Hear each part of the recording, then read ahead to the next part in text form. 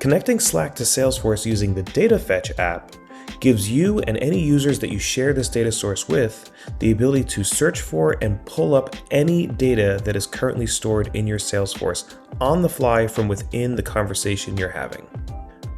To see how we set this up, we'll start off in DataFetch. We'll click New Data Source, and we'll choose our data source, and in this case, it's going to be Salesforce. We'll click Connect, and I've already logged into my Salesforce, so now I'll authorize in. I'll click on this data source, and I'll give it a better name.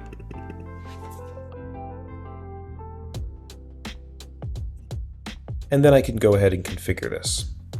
Now, the Salesforce connector for DataFetch actually has two ways of being configured. Searches search for individual records, and insights are SQL queries that are stored within DataFetch and are able to be run very similar to a report. In this case, we're going to just set up a simple search.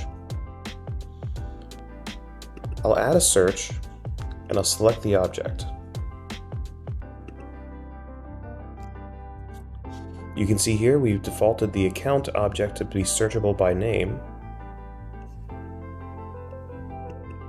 And then we have a message template which controls the way the message looks inside of Slack when it's viewed by a user. We won't go into deep detail on how to configure this, but we will cover that in another video. You also have options, which allows you to select all sorts of different scenarios. One of the most powerful parts of this is going to be the pull references / linked objects area, because this will allow you to pull in the fields from other objects that are related to this object.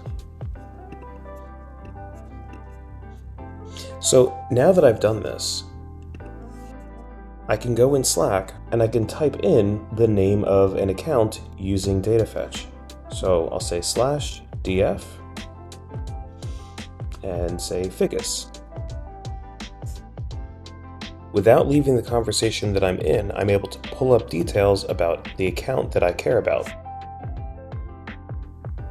And I can actually see the exact fields that it was configured for. If I wanted to change the way that this is going to look, I can open this up again, find the field that I want, and then I can configure the message template to contain whichever tokens are necessary to have the exact look and feel that I want.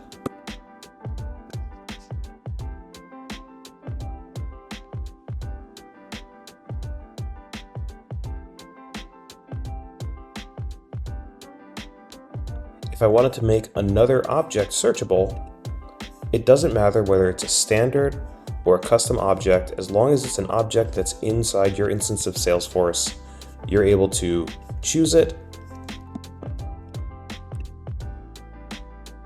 determine how it becomes searchable,